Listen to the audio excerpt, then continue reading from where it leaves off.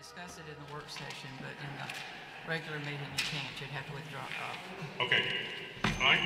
We can discuss item number 3, lighting line contract on Dragon Boat Fiesta event. Anybody have any questions? I know Ms. Johnson called me with some questions that she wanted to bring up. Mr. Dean, you had the mic to talk about this?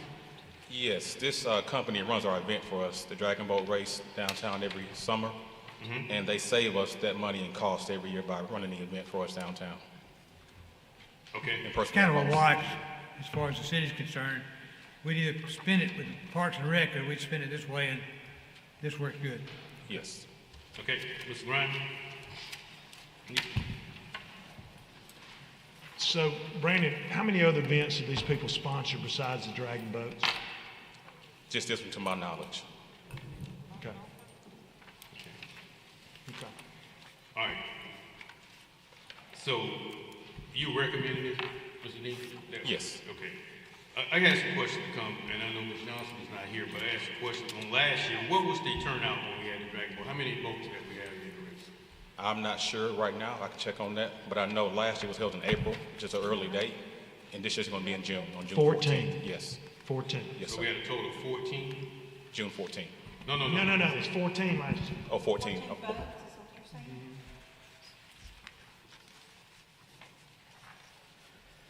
Okay. And we're having this in June? Yes, sir. June 14th. So if we pull item 3 off the agenda until we can have a better discussion on this, because I don't know where Ms. Johnson went, but she had some questions. And she's out there talking about another item that we're bringing up. And we got time to honor this contract before the June deadline, right? Right. So the But they have to marketing promote the and all that- event. The marketing and all that stuff will still go on. Yes. Okay. All right. All right. Any other questions? Brandon, I got one other question. Have you already committed to these guys verbally? Yes, sir. We have. Okay. So, all right. All right. We'll make it. We'll come back to it when Ms. Johnson comes. Madam Clerk. Yes, sir. Item number 4, ordinance amending the license tax classification in section 16-106, the AM schedule. All right. Bob. Good afternoon, y'all. Mr. Calhoun, I think Ms. Beeville sent you something Yes. regarding showing that research was done on this about caps on the contractors. We did a comparison versus other cities, and our research shows that other cities, that City of Montgomery, even without a cap on the contractor licenses, are cheaper than several other cities in the state, notably Birmingham, Decatur, Mobile, Tuscaloosa, Gulf Shores. Okay. Thank you. We got the information in Blaylock Center, and I think I forwarded it to the full council. So the sponsor of this has asked that we carry this over to give us more time to discuss this before we move forward. We'll do 30 days, CC, and we'll just do it as a council whenever Okay. we can get a chance. All right, we'll move past that. Mr. President, Mr. can Mitchell. I, while Bob is up there, do I have permission to ask one question? Yes, it's pertaining to item number 4. No, but while I got him up here, can I? No. I just want one simple question. Where are we for us? I had maybe 5 calls today from individuals that was trying to get business license, and I want to just be able to tell them something about what do I need to We're tell them? going as fast as we can, Mr. Okay. Mitchell. I spoke to Ms. down to 12 BBL on that before you came, so we're going to discuss that right Okay. after this All work right. session. Thank you, sir. Thank you.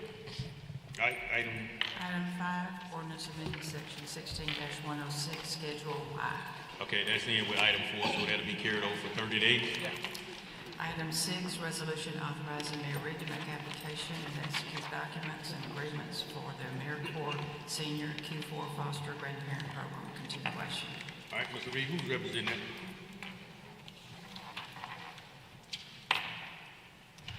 COS Reed. Well, I can speak to it. This is a program that we started last year. We actually brought it up on the board at the beginning of the fiscal year. And it's been a success when we talk about the foster grandparent program. We're just looking to extend that support to that program and continue it on in the fourth quarter. Okay. All right, any questions for item 6? Thank you, Mr. Reed. Item 7, application for restaurant retail liquor license, doing business as Rick and Moe's, 3150 Watchman Drive. I'm good, Mr. Calhoun. All right. 8, application for a lounge retail liquor Class 1 license doing business as Rackham Billiards, 4128 Birmingham Highway. Mr. Riley? We're good, Mr. President. All right, next item. Item 9, application for retail beer and retail table wine off premises only, doing business as Coliseum Food Mart, 2090 Coliseum Boulevard.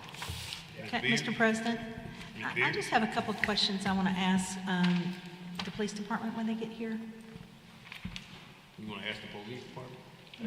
Yeah, Go where's Rucker? Major Rucker. I can just talk to him just a few minutes.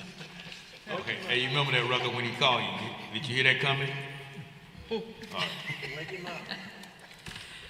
All right. So, Item 10, resolution appointing Jessica Grove to the Montgomery Clean City Commission. 11, resolution appointing Lucy Martin Jackson to the Museum Board. 12, resolution reappointing Kibby Ray Hayes to the Parks and Rec Board. 17, resolution appointing Stuart Haley's to the Housing Authority. 14, our demolitions. You see, we've got standard demolitions as well as emergency demolitions. Item 15, resolution designating nuisance abatement agents. And 15, resolution declaring, authorizing, and assessing cost of abatement of public nuisances on various lots. okay. I have one question on the emergency demolition. Yes, sir, technically, they did not have to come to council. They just want you to approve them. Emergency, the whole premise of the emergency gives the authority to the chief building official if it meets a certain criteria to go ahead and authorize a demolition. But when I talked to Mr. Hayes, he said they wanted this first one to come before council for their concurrence. Oh, I'm concurring with the emergency demolition. I just wanted to add a couple. You want to add a couple? No, they in a whole different story. Yeah, well, no, we talked about it, so we good with it. Okay, thank you. Notices have to be given before you get back on. Yes, sir. And we have some additions. Do you want to discuss those now? I put This before you. resolution that you, Yes, sir. I put a resolution before you for a contract authorizing negotiation for a lease of AEDs through Stryker. It's for 5 years, not to exceed $1,534,000. okay, this for the park and recreation Fire or department. fire department? Fire department, The yes, sir. stipulators one. Okay. All right, anybody, any discussion on that item? No. Okay, And Mrs. Johnson has an appointment to the Housing Authority, DeAndre Christopher, and those are before her. we're gonna have to hold that appointment up at this time. Still got some discussion on that. We hold number, what number was it? 12.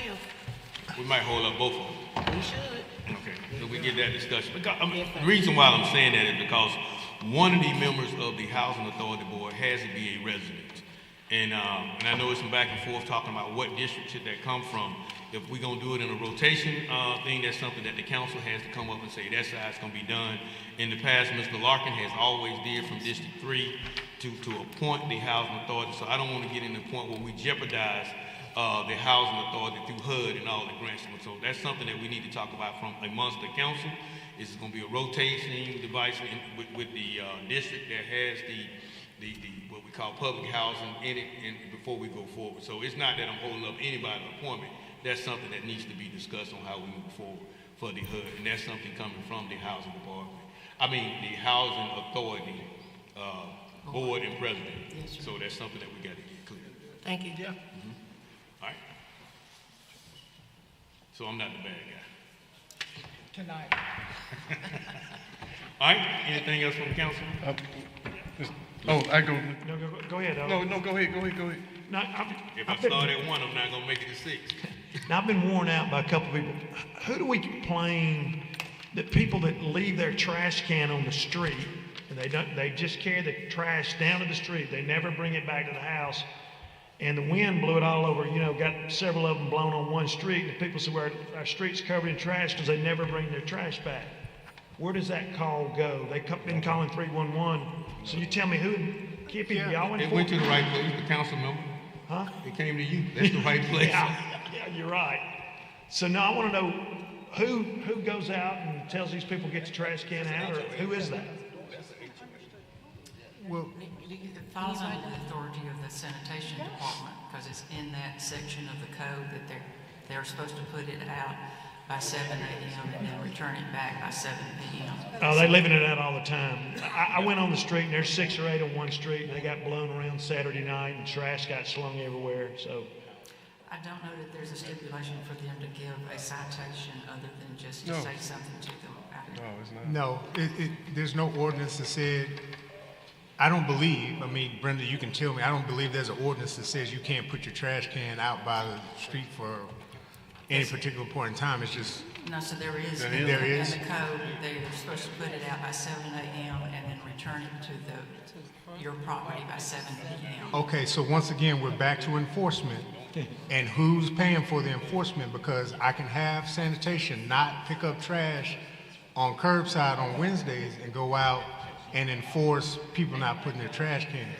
I think that's more of a HOA, neighborhood association deal that they probably would be the best entity to address that. I understand we do have an ordinance. I understand that it would be enforceable, but how do I marshal resources when I'm often short on sanitation employees in the first place? So once again, we're back to an enforcement piece. We have an ordinance. However, it's going to cost the city additional dollars to, lots of dollars and man hours to do that job, to go out and enforce people's trash cans being next to the road. Like I said, I think that's more in the place of a HOA or a neighborhood association. Well, let me, Mr. Reed, let me address that. Most HOAs in my district are not mandatory, so they don't have any teeth at all, none. I mean, I'm looking at Cruise Reeves right there, and I don't know, y'all have 20% of the people join them HOA crews? Probably not. And not only that, neighborhood associations don't have the same covenants as a HOA. I understand that, but my point is this. Who's going to pay for this? Where are we getting the manpower from to do this? Do you want PD to do it? Because then you're taking them off actually fighting real crime versus nuisance. Do you want the fire department to do it? I mean, who, street maintenance, so that means they're not paving your streets. You got a give and take here on that. I'm just telling you from the COO perspective, you're asking a lot of resources. Mr. Reed, I just think we need to do a PSA. It's not going to be police Right. Exactly. HOA or a PSA is asking people to do those type things before it's in the orders, but that's never going to be enforced. Right. You know, that's just being good neighbors. If you pull it out to pull it back in, that's just common sense type That's stuff. my point. That was my point as an HOA. Let me point out to you too, Council, and this was pointed out by the previous sanitation director. Like on my street, they come on Mondays. We put our trash cans out on Sunday evenings. Right. If you're going to do the citation on the other, you're going to have to do the citation on the people for putting them back too early because it's the same section code. Yeah, that's it. That's So just, it's almost unenforceable. it's just like you see toilets put out on the street on Saturday and the person will run to Wednesday. Exactly. You know, so And maybe it- that's a The piece same that we can thing do with the night Clean City before has Commission. usually been acceptable, but We can strictly the probably code do Clean says City that, so Commission there's, do a campaign. you're running into a huge problem. Mr. I'll go out Calhoun, with you, Mr. Grimes, and put that muscle on him. We'll get it right. There you go, that's what I'm Mr. like. Calhoun, Mr. Pruitt? Mr. Reed, sanitation used to have, and you're right, sanitation used to have orange stickers that they could go out and slap on the cans. This problem's been around since Noel built the ark. You take the man's trash can, he's gonna throw it at his neighbors, then the fight's gonna break out. I mean, there's no teeth, but you can't, it's a hard one to enforce.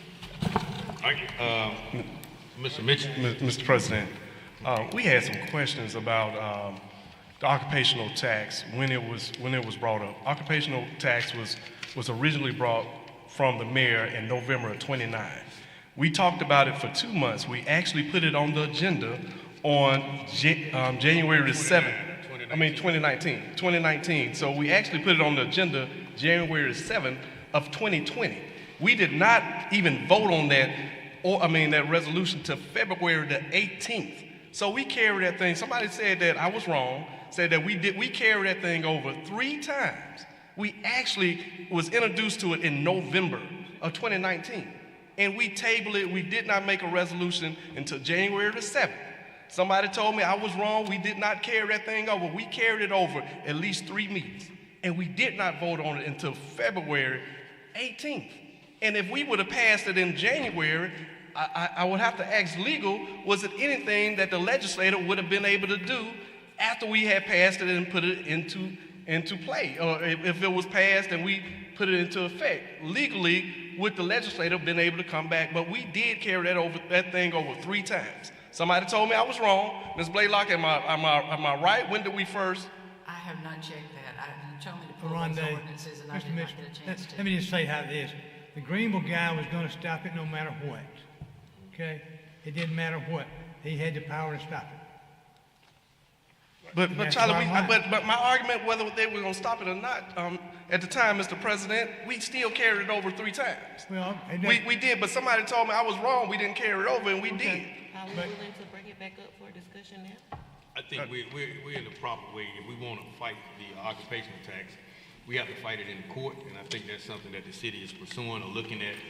We'll work that as it comes to us. All right, we wanted to go back. You was out when we talked about item on the consent agenda, item number 3. So you had some questions about that. I think we brought up some questions, but I wanted, before we close out and go to the work session roster, you had some questions about the Lightning Line LLC. Yeah, I spoke to a couple of people. I would just ask if we pull it for now and get just some more clarification on it before it goes out for a vote. All right, we talked to Mr. Dean on it, and that's what I think we're gonna do, so we can get some information on that moving forward. All right, any other questions? All right, in our work session roster, we have Mr. Kippy Tate to talk about the open data portal. Yeah, they'll tell you where your roads gonna be paved, streets, where they at, ditch cutting, mosquito sprays, all that good stuff. Who needs to pull in your trash can when it goes down the street by the wind?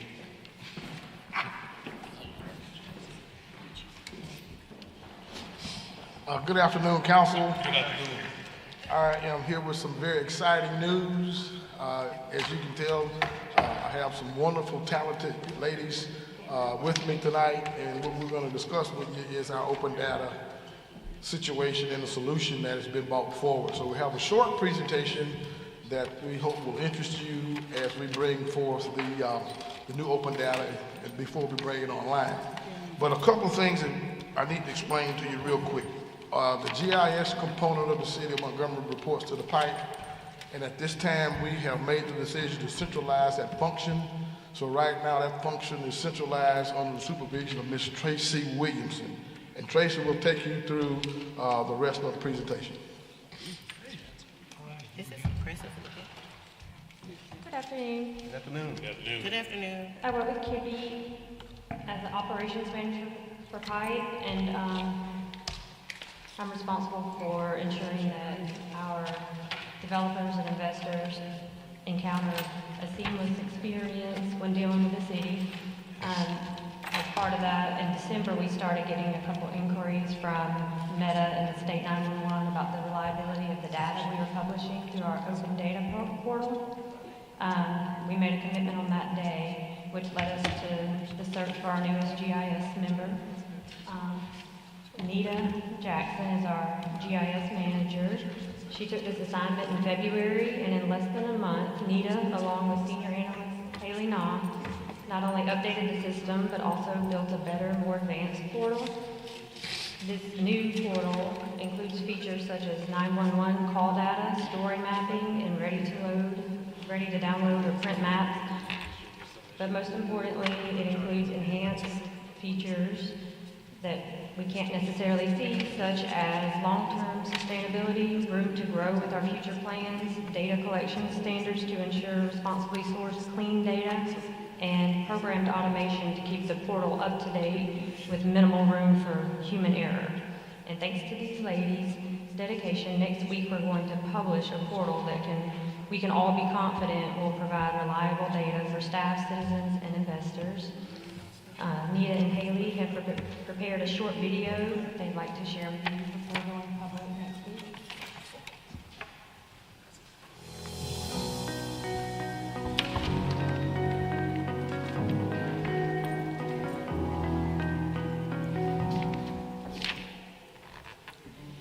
Welcome to the City of Montgomery's Open Data Hub, a platform dedicated to transparency, accountability, and community engagement.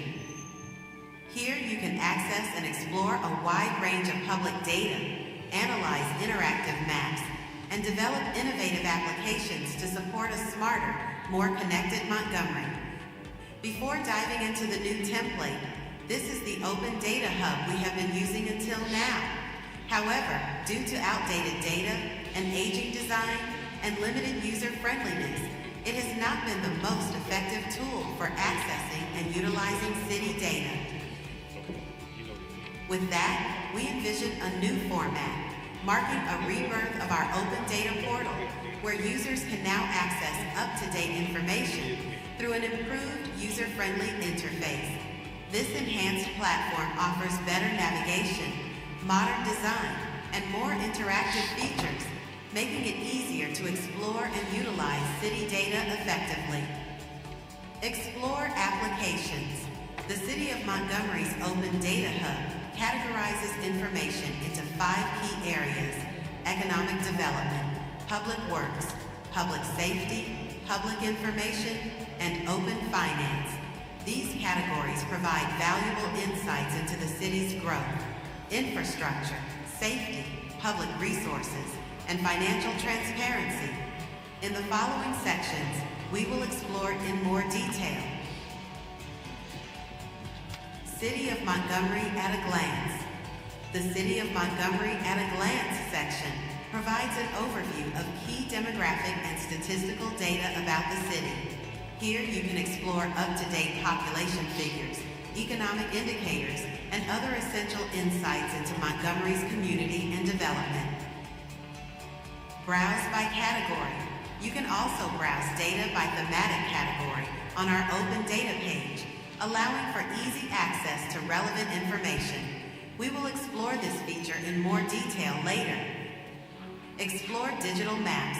The Explore Digital Maps section allows you to view and download various digital maps of the City of Montgomery, Alabama. These maps are available in digital file formats for further analysis and use. Explore Apps Detail. In the Explore Applications section, you can browse various web maps and dashboard applications by selecting the relevant category tab. This page is also accessible via the Dashboards menu in the top header. Explore the different dashboards available to gain valuable insights. Now, let's take a look at some of the applications available. Let's navigate to the Economic Development category and select the Construction Permit app. Most applications include a built-in filtering system, making it easy for users to refine and analyze data based on their needs.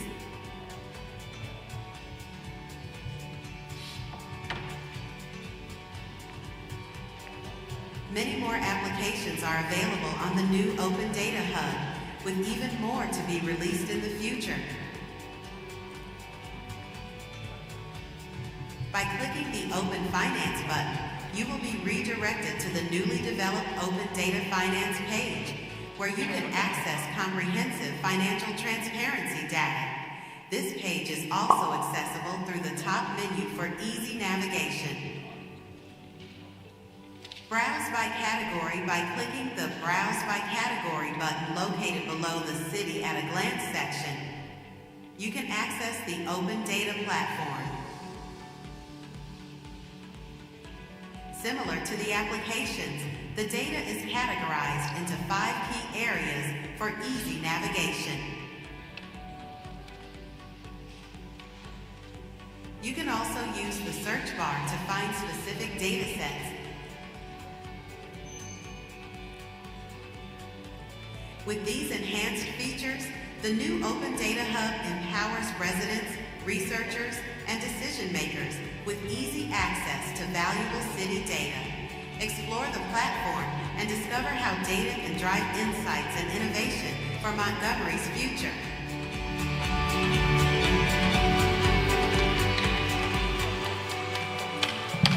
Council, I want to say this, and in all honesty, let you know that this work was done in record time.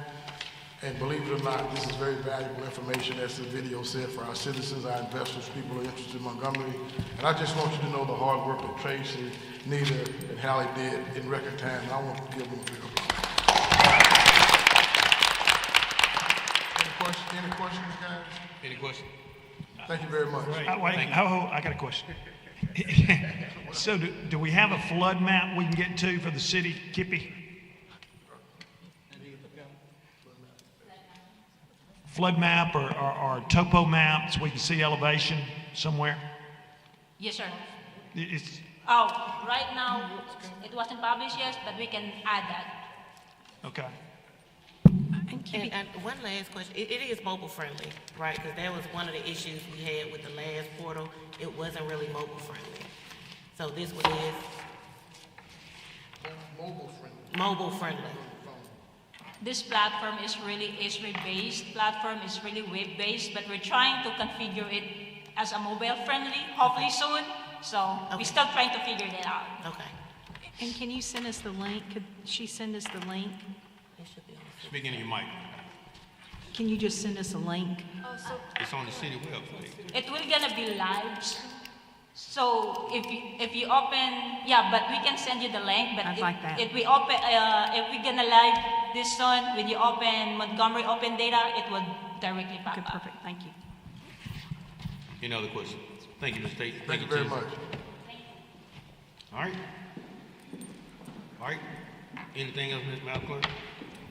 Meeting adjourned.